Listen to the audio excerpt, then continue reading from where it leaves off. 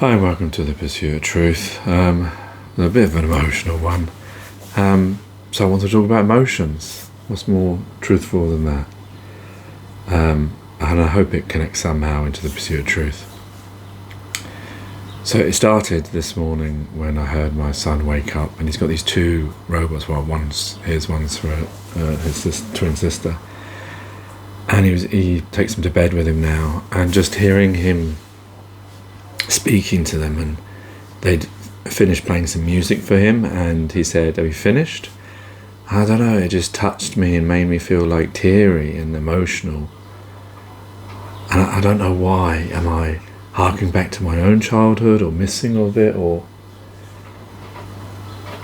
is it because of the innocence of it and my worry that, and this is maybe where it connects with the Pursuit of Truth, my worry for the future? Because now, I guess this is the same with all children, before they have to grow up. They're so innocent and loving and,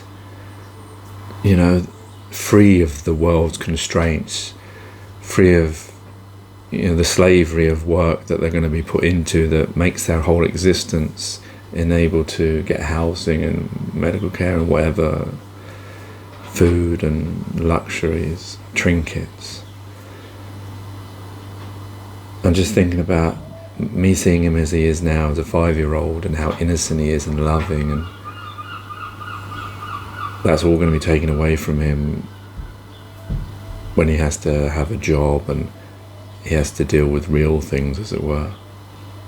Where do we all lose that? And is that a great loss? Is it something that we could carry on, that innocence, or is that just I'm seeing something of childhood and that's all that is? And obviously, as I've seen this before when they were younger, that's the thing about parenting. You sort of, you latch onto these moments, you don't want to lose them, and then they grow a bit older and then you get used to that. And I suppose when he gets to a teenager, and he'll be completely unrecognisable to this 5-year-old that I'm lamenting about now.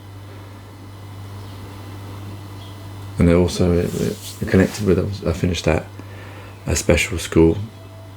Oh, the battery's not going to go. A special school,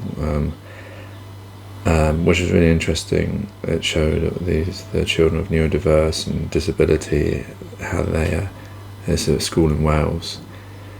It's not mainstream, it's a special needs school. And my worry when I was thinking about them, it connects with that same feeling, is that they're being looked after so much in this special school. And yes, they're being prepared for the world outside, but I was thinking, like, they must feel so safe in that environment where they're cared for and helped and assisted and treated as a neurotypical person. And to think that how difficult it must be for neurodiverse and disabled children when they leave those kind of special environments, and then that's it.